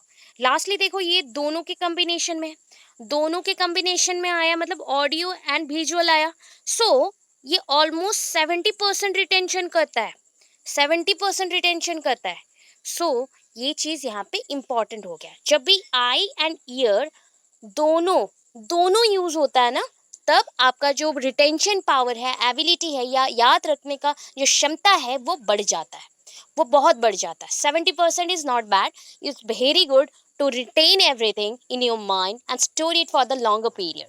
तो ये लॉन्गर पीरियड के लिए स्टोर कर सकते हो, तो बहुत ही इंपॉर्टेंट आ गया है। तो इस लाइन को यहाँ पे समझो अभी। Eye and ear, eye and ear is more effective than written work. ठीक है, रिटन वर्क लिख के याद रखना एंड सुन के देख के याद रखना ज़्यादा जल्दी होता है। अभी बोलो, कोई चीज़ को न्यूज़पेपर में देखा था या पढ़ा था किसी बुक से, वो जल्दी याद रखते हो, या कोई कहीं पे आप घूमने गए हो एंड मूवी देख के एक आए हो, उस चीज़ को आप जल्दी याद रखते हो? बताओ कौन सा जल्दी याद रहेगा? मूवी देख के, बिकॉज बोलो मूवी में हीरो हीरोइंस हैं एंड ड्रेसिंग अप होते हैं, वो डिफरेंट कलर्स पहनते हैं, उनको सुन भी सकते हो उनके डायलॉग्स को, and different type of things होता है, मतलब हम लोग देख भी रहे हैं प्लस हम लोग सुन भी रहे हैं, तो वो ज़्यादा इफेक्टिव होता है as compare to the written work. तो oral work result in the saving of time, because बोलो सुन के ओरल कैसे हो सकता है, बोलना क्या करोगे अगर क्वेश्चन को सुनोगे नहीं, या फिर कोई पेपर में आपको पिक्चर दिखाया जा रहा है देखोगे नहीं तो बोलोगे कैसे? तो इसलिए ओरल जो वर्क है ये टाइम सेविंग प्रोसेस है। तो results in the saving of time and efforts through omission of certain steps. Omission मतलब ओमिट करना, हटा देना। ठीक है, जैसे कि एक चीज को करने के लिए मुझे रिटर्न वर्क करने के लिए बहुत मेहनत करना पड़ा, क्या रिटर्न वर्क से पहले मुझे अल्फ़ाबेट सीखना पड़ेगा, अल्फ़ाबेट को कैसे लिखना है सीखना पड़ेगा, अल्फ़ाबेट को अरेंजमेंट करके वर्ड्स बनाना पड़ेगा, वर्ड्स के मीनिंग जानने पड़ेंगे, फिर जाके मैं कहीं पे कुछ लिख सकता हूँ। तो इतना लॉन्ग पीरियड हो गया, लॉन्ग स्टेप्स हो गए, बहुत टाइम वहाँ पे कंज्यूम हो रहा है। तो as compare to this oral जो होता है, जैसे कि आप घर पे छोटे बच्चों से बात करते हो, तो वहाँ पे कोई लिखना नहीं पड़ता उन लोगों को, कोई भी नहीं है, बस आप राइम एक पढ़ा दो या फिर टेबल एक सिखा दो, 1 2 3 4 सिखा दो, बैकवर्ड सिखा दो, वो समझ जाएगा एंड उसी के प्रैक्टिस से वो कर लेगा। तो इसलिए ओरल वर्क में जो स्टेप्स होते हैं वो थोड़े से कम होते हैं, उसमें ओमिट कर दिया जाता है बहुत सारे स्टेप्स को। Oral work helps us in mental calculations, मतलब दिमाग में ही कैलकुलेशन हो जाएगा फटाफट फटाफट, fast fast. So it gives a quick and easy start to the process of learning. ये प्रोसेस को इजी स्टार्ट करने में हेल्प करता है। ओरल क्वेश्चंस जो भी होते हैं मतलब ओरली पूछे जाएंगे, सो ये आपके प्रोसेस ऑफ लर्निंग को बहुत ही क्लियर रखते हैं।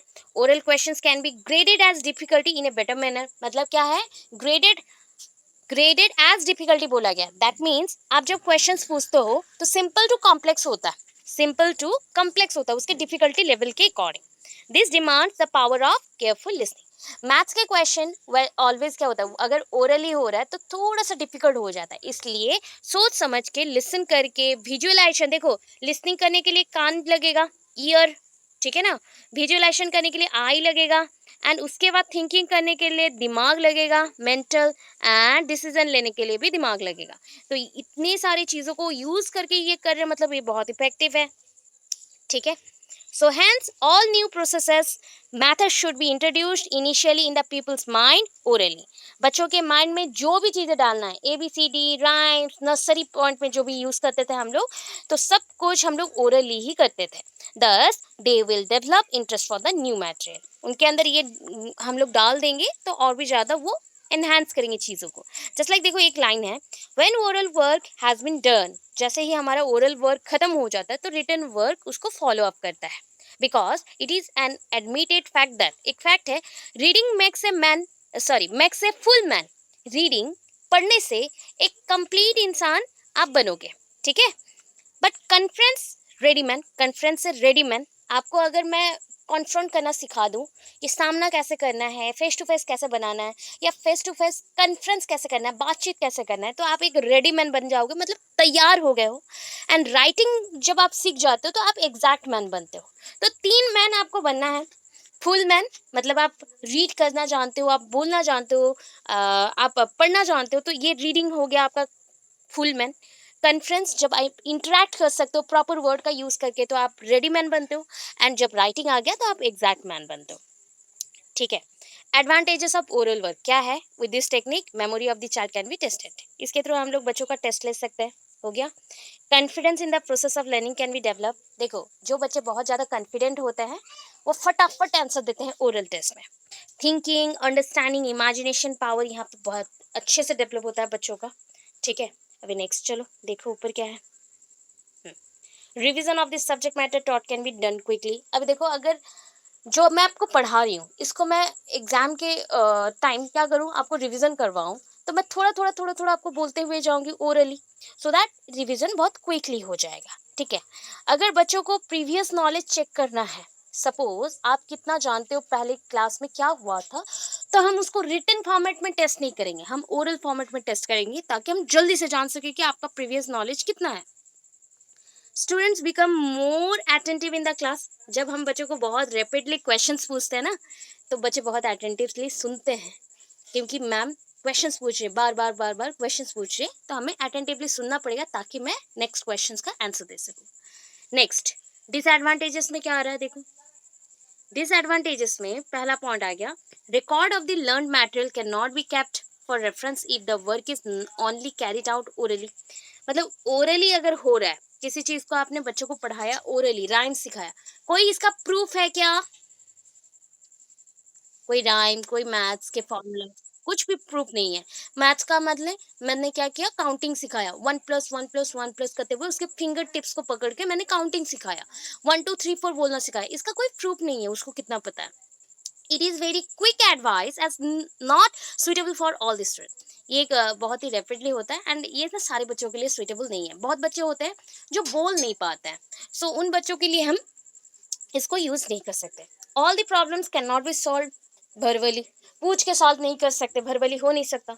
Expressions and writing power of the student can not be check properly.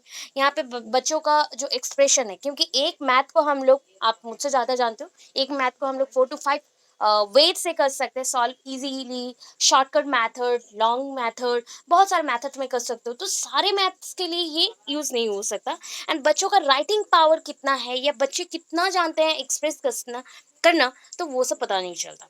Learn material can not be retain for a long time because already कुछ सिखाने के बाद ये ओरली होता है तो वैनिश्ड हो जाता है, या फिर रिकॉर्डेड ही नहीं है कि क्या हुआ था। यहाँ पे देखो मैं आपको पढ़ा रही हूँ बट मैं स्क्रीन में भी कुछ शो नहीं करती एंड इसको रिकॉर्ड भी नहीं करती, तो यहाँ पे मेरे पास कुछ प्रूफ नहीं रहता है कि आज का कोई क्लास हुआ था कि नहीं। ठीक है, तो वैसा ही चीज़ है कि ओरली जो चीज़ भी होता है उसका कोई प्रूफ नहीं रहता इफ हम उसको रिकॉर्ड नहीं करेंगे। ठीक है, तो उसके मटेरियल्स को हम लोग यूज़ नहीं कर सकते। क्लियर है, ये कंसेप्ट क्लियर है? ओके, देखो इतना डिटेलली छोटे छोटे पॉइंट्स को सीटेट के लिए ही ज़्यादातर मैं पढ़ा रही हूँ। ठीक है, ज़्यादा से ज़्यादा सीटेट के लिए ही पढ़ा रही हूँ बिकॉज ईच जो कंसेप्ट हैं उससे एक एक एग्जाम्पल के साथ क्वेश्चंस आ जाते हैं। तो बहुत सारे एग्जाम्स होंगे, शिफ्ट वाइज एग्जाम्स होंगे, सीबीटी बेस्ड एग्जाम्स होंगे, तो कोई ना कोई शिफ्ट में तो ये ऐसे क्वेश्चंस मिलेंगे। मतलब एक क्वेश्चन आया रिटन वर्क से, एक क्वेश्चन आया असाइनमेंट वर्क से, एक क्वेश्चन आया ड्रिल वर्क से, ऐसे क्वेश्चंस आएंगे। ठीक है, तो उसके लिए भी बोल दे रही हूँ। एंड बाकी जहाँ पे भी आपको टीचिंग स्ट्रैटेजीज दिखा मैथमेटिक्स में, मैथड्स में कुछ मैथड भूल गए, इसको यूज़ कर लेना कुछ कुछ को, मैथड्स के विद इन हेल्प हो जाएगा।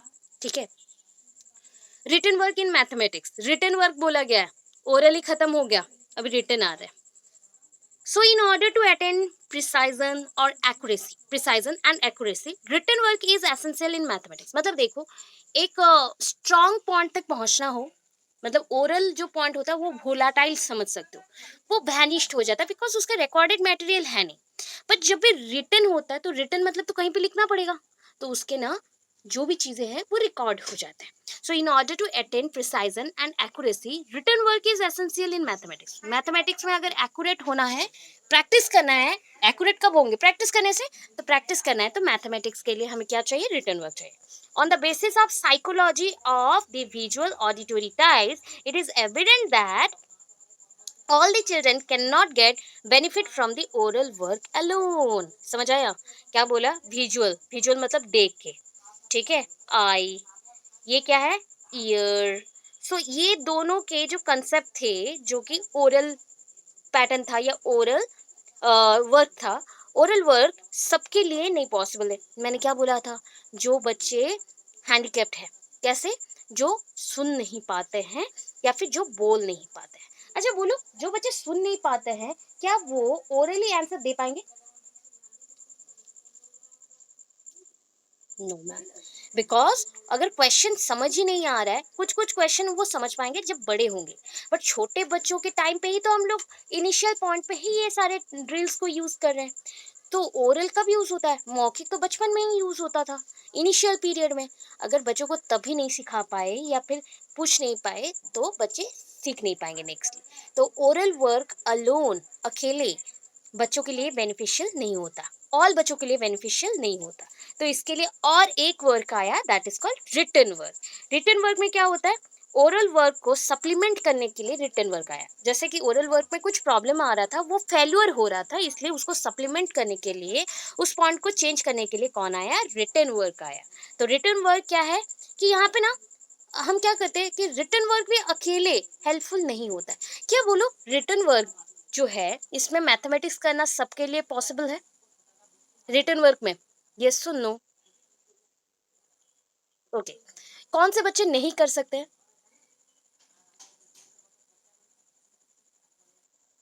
Any idea? अच्छा, छोटे बच्चे जो नहीं जानते, वो भी नहीं, और एक चीज़ है। अच्छा, एक हिंट दूं? इंक्लूसिव, अभी बोल दो क्या होगा? इंक्लूसिव बोल। बस, राइट राइट। हाथ नहीं चल रहे, हाँ राइट। सो रिटन वर्क, जो हैंडीकैप्ड है, जिनके हाथ नहीं चलते, वो मैथ्स नहीं कर पाएंगे। वैसे ही सेम आया, जो छोटे बच्चे हैं, जिनका सुन नहीं पाते, जो बोल नहीं पाते, वो ओरल नहीं कर पाएंगे। तो इसलिए हम दोनों मेथड्स को लेके चलते हैं ना, इसलिए लिखा है it is better to join both of this techniques together. दोनों को ज्वाइन करके चलो, तो जब जरूरत पड़ेगा जिसको जो वाला, उसको यूज कर सकते हैं। ठीक है? One without the other is bad, मतलब यूजफुल नहीं होगा, यूजलेस हो जाएगा, पर्पसलेस हो जाएगा। They both are combined to make the process of instruction complete. मतलब आप जो इंस्ट्रक्शंस देते हो ना बच्चों को, तो आप दोनों वे से देते हो, ओरली भी देते हो, लिख के भी देते हो। तो ये दोनों मिलके बहुत ही यूजफुल बन जाता है। मतलब इसका जो अमाउंट ऑफ वर्क डन होता है, ये बहुत ही ज्यादा हो जाता है, अच्छा हो जाता है। It helps in testing the knowledge imparted orally. जो आपने ओरली बोला था बच्चों को, उस चीज को आप क्या करना चाहते हो? रिकॉर्ड करके रखना चाहते हो, तो आप यूज करो रिटर्न को। रिटर्न को, in written work we can make the student work in accordance with the proper rules, processes and principles। बच्चों को अगर लिखवाना है, रिटन वर्क के थ्रू करवाना है, तो हम प्रॉपर प्रोसेस के थ्रू, प्रॉपर प्रिंसिपल्स, रूल्स के थ्रू जा सकते हैं। अभी देखो क्या है advantages of written work. Advantages of written work, so learning by this technique is retainable for a longer period और लॉन्गर टाइम। अच्छा, जो लिख के आप प्रैक्टिस करते हो, वो लॉन्ग पीरियड के लिए रहेगा या नहीं? यस और नो?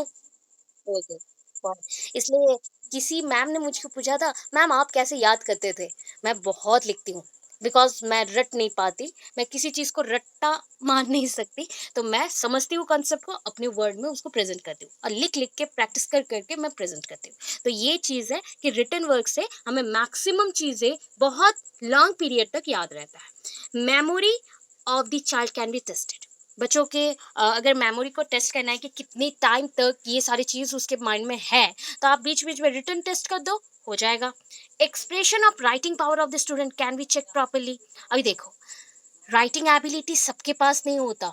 अभी बोलो कि एबिलिटी मैम बोला गया है, मतलब सबको तो लिखना आता है, ऑलमोस्ट सबको आता है, हैंडीकैप बच्चों को तो छोड़ देते हैं। तो बट नहीं, राइटिंग एबिलिटी यहाँ पे पावर बोला गया, राइटिंग पावर। सबके पास कैपेसिटी नहीं होता है अच्छा लिखने का, अच्छे वर्ड्स को यूज करके लिखने का, एंड इसी बेसिस पे सेम नोट्स होते हुए भी सबका एग्जाम में मार्क्स अलग आते हैं। समझ आया? एक बच्चा क्या करेगा, पूरा कॉपी पेस्ट कर देगा, और एक बच्चा क्या करेगा, कुछ कुछ अपनी पॉइंट्स को डालेगा, और एक बच्चा क्या करेगा, वो सिर्फ समरी पढ़ के आया है, अपने वर्ड से एक्सप्लेन कर देगा। तो ये डिफरेंट टाइप ऑफ एबिलिटीज है। रिटन जो पावर है ना, रिटन करने का, राइटिंग करने का, ये पावर है उसका। ठीक है? प्रेजेंटेशन देने का। अभी देखो, confidence in the process of learning can be develop. बच्चों के अंदर कॉन्फिडेंस को हम डेवलप कर सकते हैं। Then next one is mistakes can be check properly. जो भी गलतियां हैं उसको हम चेक कर सकते हैं। नेक्स्ट है disadvantages, it is very time consuming. अच्छा बोल दो, किसमें टाइम कंज्यूम ज्यादा नहीं होता था? Which work is not using much time? Oral or written? Oral. Good. Oral work. Good, very good. Oral work में बिल्कुल टाइम नहीं जाता। सोचो, जो चीज़ आपको मैं लिख के दिखाना चाहती हूँ, उस चीज़ को मैं अगर बोल देती हूँ, तो जल्दी हो जाएगा। तो इसलिए पता है, आपके स्क्रीन में पीडीएफ दिखता है एंड मैं फटाफट बोलती हूँ।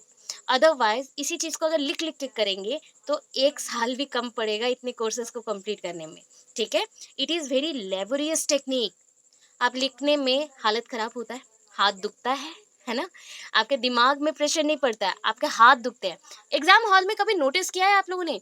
आपका ब्रेन चाहता है कि वो बहुत फास्टर वे से लिखे, बट आपका हाथ थक जाता है, लिख नहीं पाता। ये चेक किए हो? कभी नोटिस किए हो? ओके, अच्छा। ये क्या होता है, आपका हाथ अगर 1 टाइम फास्टर वे से वर्क करता है, तो उसके इक्वल्स टू आपका ब्रेन 4 टाइम फास्टर वर्क कर रहा है। ये भी एक शॉर्ट क्वेश्चन है, माइंड में रखना। कॉग्निटिव लेवल के अकॉर्डिंग पूछा जाता है, कभी-कभी मतलब आता है ना क्वेश्चंस ऐसे, तो वहाँ पे होता है, आपका दिमाग 4 गुना ज़्यादा जल्दी काम करता है। मतलब आपका दिमाग 4 गुना ज़्यादा स्पीड से टाइपिंग कर सकता है, बट आपके हाथ साथ नहीं देते। तो ये चीज़ होता है। हम सोचते हैं सब कुछ लिख देंगे, मुझे याद है, बट मैं लिख नहीं पाती, ऐसा है। It is not suitable for beginners, क्योंकि छोटे बच्चों को हम पूरा ही डायरेक्ट राइटिंग स्किल से स्टार्ट नहीं करवा सकते, इसलिए ड्रिल वर्क से उनको स्टार्ट करना पड़ता है। ड्रिल से स्टार्ट करना पड़ेगा, उसके बाद राइटिंग में आना पड़ेगा properly. Learning by this technique can not be carried out independently, क्योंकि हम रिटन के साथ और राइटिंग के साथ किसको यूज करें बताओ? ओरल को यूज करें। तो अकेले हम इसको यूज नहीं कर सकते, बोल बोल के लिखना पड़ता है। तो यहाँ पे देखो, before writing oral instructions must, मतलब आपको क्या लिखना है वो किसी के थ्रू अगर पता चलता है, कैसे पता चलेगा? वो ओरली आपको इंस्ट्रक्ट करता है, तब आपके दिमाग में आता है एंड उसके बाद आप लिखते हो properly. It is not suitable for physically handicap children. अभी बात किया था फिजिकली हैंडीकैप बच्चों के लिए ओरल ओरल टेस्ट अच्छा है। फिजिकल हैंडीकैप मतलब सारे फिजिकल हैंडीकैप नहीं, ओनली जिनके हाथ नहीं है उन लोगों के लिए। बाकी सारे बच्चों के लिए इट्स ओके। जो सुन नहीं पाते हैं या जो बोल नहीं पाते उनके लिए ओरल वर्क नहीं है, उनके लिए रिटन वर्क है। इनके लिए ओरल वर्क है, याद रखोगे। हो गया। अभी देखो और एक चीज पढ़ाते हैं, group work. Group work in mathematics. Group work क्या है? In mathematics there is ample scope of, ample मतलब बहुत भास्ट, मैथमेटिक्स में बहुत भास्ट स्कोप है ग्रुप वर्क का, ठीक है? आप लोग जब भी मैथ्स करते हो या फील्ड सर्वे करने जाते हो, कैलकुलेशन करना चाहते हो या फिर कहीं पे भी कुछ रिलेटेड टॉपिक से सर्वे करते हो, तो कैलकुलेशन नीड होता है, मैथमेटिक्स नीड होता है। तो वहाँ पे आप ग्रुप वर्क से उसको कंप्लीट कर दो, उस टाइप के मैथ्स को आप ग्रुप वर्क से कंप्लीट कर दो। So in mathematics there is ample scope, बहुत ज़्यादा भास्ट स्कोप है ग्रुप वर्क का। In case the teacher teaches by activities, projects, assignment और प्रैक्टिकल वर्क, ठीक है? ये ग्रुप वर्क है, ठीक है? मैं टीम वर्क और ग्रुप वर्क नहीं बोल रही हूँ। देखो क्या समझ जाओ, क्या है समझना है। आप टीचर हैं, क्या बच्चों को मैथ सिर्फ एक ही मेथड को यूज करके पढ़ाओगे? क्या ये पॉसिबल है? ओनली वन मेथड के थ्रू पढ़ाना? नो। सो यहाँ पे ग्रुप ऑफ वर्क किया जाता है, 3-4 वर्क करते हैं। Practical work, assignment work, project work and जो भी आपके एक्टिविटीज वर्क होते हैं, मतलब ड्रिल वर्क। ये सारे वर्क एक साथ मिल के जब काम करते हैं तो इसको हम वर्क मतलब ग्रुप वर्क बोलते हैं। ग्रुप वर्क नॉर्मली 2 टाइप के होते हैं। एक ग्रुप होता है जहाँ पे बच्चे अपने जो भी फ्रेंड्स हैं उनके साथ मिल के काम करते हैं, तो उसको ग्रुप वर्क और टीम वर्क बोलते हैं। यहाँ पे ग्रुप वर्क होता है एक स्ट्रैटेजी, जहाँ पे डिफरेंट टाइप ऑफ मेथड्स को या स्ट्रैटेजीज को हम यूज करते हैं मैथ्स को पढ़ाने के लिए, ठीक है? The peoples find many opportunities of group work. बहुत सारे अपॉर्चुनिटीज बच्चों को मिलता है ग्रुप वर्क करने के लिए। सो पहले के टाइम पे क्या होता था कि ग्रुप वर्क बहुत ही ज़्यादा मतलब यूज होता था, अभी भी यूज होता है, बट इंडिविजुअलाइज लर्निंग को भी अभी ध्यान पे रखा गया है। सो ये बेनिफिशियल होता है बहुत ही बच्चों के लिए। At present number of at present number of teachers uses group work to discuss various problems and issues with their disciplines. मतलब अपने बच्चों के साथ टीचर्स यहाँ पे बहुत सारे ग्रुप वर्क का पॉइंट्स को यूज करते हैं या ग्रुप वर्क को यूज करते हैं, बिकॉज कुछ टॉपिक्स हैं, कुछ कंसेप्ट हैं, बच्चों को इजीली समझ नहीं आता, प्रॉब्लम फेस करते हैं इसलिए। अभी देखो नेक्स्ट क्या है, by doing group work ability of student increases. बहुत सारे प्रोजेक्ट्स, मेथड्स, असाइनमेंट सबका यूज क्या है, तो बच्चों का जो एबिलिटी है वो इंक्रीज करेगा। It is one of the most important technique of teaching mathematics. So group work most important teaching technique है. ठीक है, अभी कैरेक्टरिस्टिक्स देख लो. Group should be homogenous in matter of intelligence and level of achievement. अच्छा बताओ, group आप जब चूज करते हो कुछ एक काम करने के लिए, आप सेम एज ग्रुप को चूज करना पसंद करोगे या डिफरेंट एज ग्रुप को? Same age group, different age group, बोलो. Same age group, same age group. अच्छा, मैं आपको और एक हिंट देती हूँ. आप ऑफिस में काम करना चाहते हो एंड वहाँ पे एक पर्सन हो गया 60 ईयर्स का, ओल्ड एज में आ गया. एक पर्सन है 20 ईयर्स का, एक पर्सन है 30 ईयर्स का. तो आप किसके साथ काम करना चाहोगे?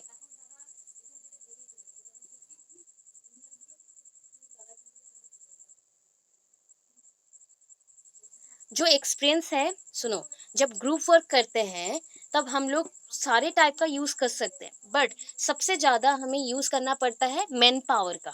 ठीक है, मैन पावर इज इम्पोर्टेंट. आपके पास इंटेलिजेंस है, आपके पास आईक्यू है, आपके पास प्रोजेक्ट प्लान्ड है.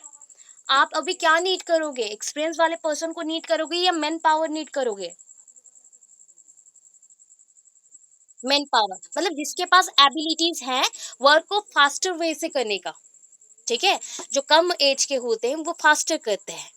या फिर हम बोल सकते हैं आपका एज अगर 60 है तो आप 60 वालों के साथ करो. आपका एज अगर 30 है आप 30 वालों के साथ करो. आपका एज अगर 20 है 20 वालों के साथ करो. तो इजीली आप क्या कर सकते हो? शेयर कर सकते हो चीजों को. तो यहाँ पे होमोजेनस होता है, हेटेरो नहीं है. आपका इंटेलिजेंस जिसके साथ मैच करता है उन लोगों को हम रखेंगे. मतलब अगर आपका IQ 90% है तो ऑलमोस्ट हम सबको 90% वाला रख सकते हैं या 90 से 110 और 20 तक का रख सकते हैं, ताकि वो आपके साथ कोऑपरेट करे, कोलैबोरेट करके काम करे. ठीक है, homogeneous in matter of intelligence. Matter of intelligence में होमो होगा, होमो मतलब equal, and level of achievement. अभी देखो, जिनको आप एक्सपीरियंस वाले बोल रहे हो ना, आपके पास आइडिया है सब कुछ चीजों का, बस आपको काम करवाना है. बट सोचो, अगर आप 70 वाले को चूज करते हो या 60 वाले को चूज करते हो, ऑलरेडी उसके लाइफ का एम फुलफिल हो गया है ना, उसका अचीवमेंट कंप्लीट है. यस. तो उसका अचीवमेंट अगर कंप्लीट है तो वो और नीड नहीं करेगा, अच्छा से काम नहीं करेगा. जिनका अचीवमेंट कंप्लीट नहीं हुआ है, जिनका ओ मतलब गोल और एम्स अभी तक फुलफिल नहीं है, वो लोगों के साथ काम करो तो वो फास्टर वे से काम करता है. ठीक है, समझ आया? So level of intelligence and matter of intelligence and level of achievement. Two heads are better than one. ये अच्छी बात है, समझ आ रहा है? कभी कभी आप जब प्रॉब्लम में फंसते हो तो आप सोचो, आपके टाइम का, आपके पीरियड का प्रॉब्लम है, मतलब आपका एज ग्रुप का प्रॉब्लम है, तो आप सबसे जल्दी किससे शेयर करना पसंद करते हो? फटाफट बोलो, किससे शेयर करना पसंद करते हो? बड़ों के साथ या अपने साथ, मतलब अपने एज ग्रुप के साथ?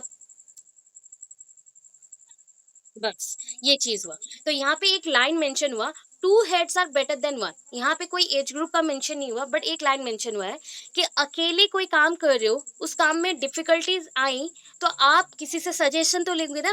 तो इसलिए बोला गया, एक दिमाग से दो दिमाग अच्छा है, क्योंकि दो दिमाग से कुछ ना कुछ तो आइडियाज आ जाएंगे, कुछ ना कुछ सोल्यूशन मिल जाता है. इसलिए two heads are better than one. ठीक है, exchange of ideas, opinion takes place efficiently. इसलिए क्या होता है, जल्दी जल्दी. अभी देखो, आप लोग मुझे अपना प्रॉब्लम बताते हो तो फटाफट मैं रिसीव कर सकती हूँ. अभी मुझे कोई 60 ईयर्स वाले अपने प्रॉब्लम को बताएंगे, हाँ मैं समझूंगी, उस प्रॉब्लम को समझ पाऊंगी.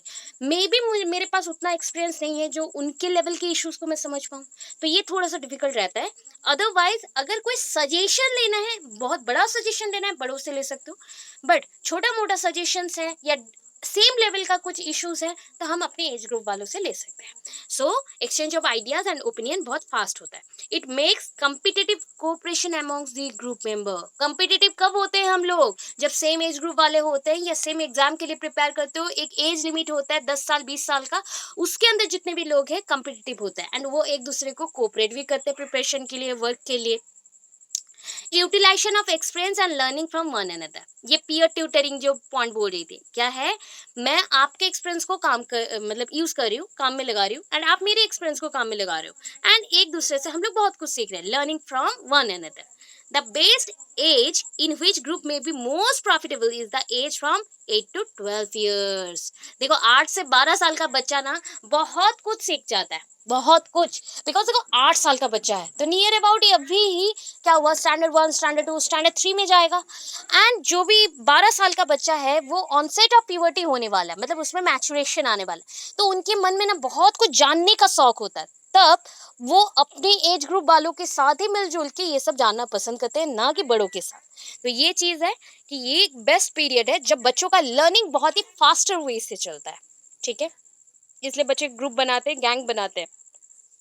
The purpose of group work must be adequately clear. ठीक है, एसेंशियल क्या है और देख लो इसके लिए। टीचर एसेंशियल है, प्रॉब्लम भी तो चाहिए, अदरवाइज हम किस पे डिस्कशन करें या फिर किस चीज़ पे ग्रुप वर्क करें। कंटेंट्स भी चाहिए, द ग्रुप भी चाहिए, एक ग्रुप बनाना पड़ेगा, फिर इवैल्यूएशन भी करना पड़ेगा, मूल्यांकन भी करना पड़ेगा। तो इतना क्लियर है?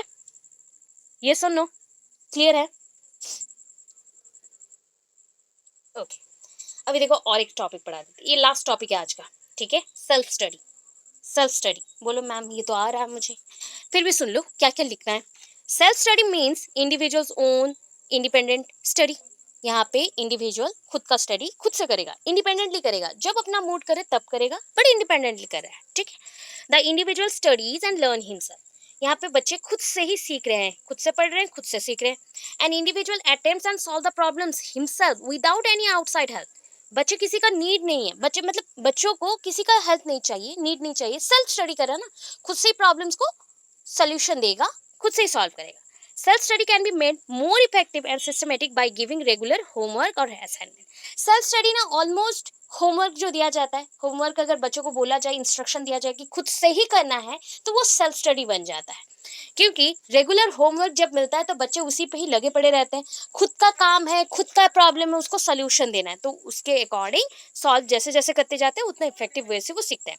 प्रिपरेशन ऑफ प्रोजेक्ट्स अकेले करना पड़ता है, डिबेट के लिए, डिस्कशन के लिए, सेमिनार के लिए, अदर कॉम्पिटिशन्स के लिए अकेले प्रिपेयर होना पड़ता है, इसलिए ये सारे सेल्फ स्टडी का ही एग्जाम्पल्स हैं। It is essential to ensure regular progress in mathematics. अगर बच्चा सेल्फ स्टडी कर रहा है, खुद से ही मैथ्स कर रहा है, प्रॉब्लम्स को सॉल्व कर रहा है, तो उससे उसका बेनिफिट मिलेगा एंड रेगुलर प्रोग्रेस होगा। In this technique, children learn to make use of their own knowledge and experiences in tackling various problems. देखो अपने लाइफ में बहुत प्रॉब्लम्स आते हैं, अगर हर एक प्रॉब्लम में कोई ना कोई हेल्प कर देता है तो मुझे और मूड नहीं आएगा कि मैं प्रॉब्लम्स को खुद से सॉल्व करूं। तो बच्चों को सेल्फ स्टडी इसलिए करने दिया जाता है, जैसे कि लाइफ में उसी टाइप का सिचुएशन आए तो बच्चा खुद से सॉल्व करके जाने कि कैसे ये चीज होता है, क्यों होता है, एंड उसका सेल्फ कॉन्फिडेंस इंक्रीज हो, सेल्फ इंडिपेंडेंस हो जाए, प्रॉब्लम को सॉल्व करने के लिए उसके पास एबिलिटी है। ठीक है, अभी ऊपर चलता है। इंपॉर्टेंस देख लो, इंपॉर्टेंस क्या है। There are some points which shows importance of the self study which are given below. It develops a sense of responsibility and regularity. बच्चों के अंदर ये रिस्पॉन्सिबिलिटी का एक सेंस को डेवलप करता है। सेंस मतलब आपके पास तो सेंस ऑर्गन्स है, मतलब एक एबिलिटी को डेवलप करता है कि मैं रिस्पॉन्सिबल हूँ इस काम के लिए, मैं इस काम को कर सकता हूँ, अपने सेल्फ स्टडी को इंपॉर्टेंस देते हुए वो काम वो कर सकता है, रेगुलर बेसिस में उसने प्रैक्टिस किया हुआ है। The child works and studies independently. बच्चा यहाँ पे काम करता है या फिर पढ़ाई करता है अकेले, इंडिपेंडेंटली, फ्री होके, बर्डन फ्री होके, वो किसी का हेल्प नहीं लगेगा या लेगा, अकेले करेगा। The child gets the opportunity to use his own knowledge and experiences. बच्चा यहाँ पे खुद का जो नॉलेज है या एक्सपीरियंस है उसी को यूज करेगा, मतलब उसको बढ़ाने के लिए भी और यूज करने के लिए भी उसको अपॉर्चुनिटीज चाहिए। सपोज एक प्रॉब्लम को फॉर द फर्स्ट टाइम वो अकेले सॉल्व कर रहा है, तो नेक्स्टली अगर वैसे ही प्रॉब्लम्स आते हैं तो वो सॉल्व कर सकेगा या करना चाहेगा। Self study discourage the habit of cramming. Self study से रिपीटेशन या क्रैमिंग करने का, मतलब रट्टा मारने का जो तरीका है ना, वो क्या हो जाता है, धीरे धीरे धीरे धीरे कम होता है। तो इस पॉइंट को थोड़ा सा माइंड में रखोगे, ऐसे क्वेश्चन मिल जाते हैं। डिस्करेज करता है, सेल्फ स्टडी डिस्करेज करता है, नॉट एनकरेज। एनकरेज मतलब आगे बढ़ाना, उसको सपोर्ट करना। ये क्या करो आप, डिसअप्रूव कर रहे हो या फिर सपोर्ट नहीं कर रहे हो, not supporting this habit of cramming.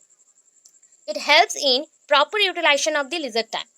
जब सेल्फ स्टडी करते हो तो बच्चों को थोड़ा सा टाइम मिल जाता है ना, फ्री टाइम, उसमें बच्चा यूज करना स्टार्ट करता है इस मेथड को।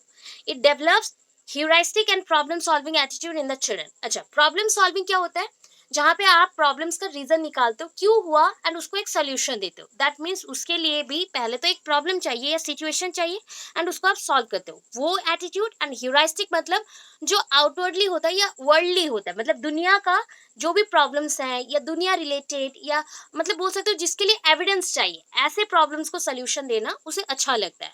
ये एटीट्यूड बच्चों में डेवलप होता है through self study. It is the best way to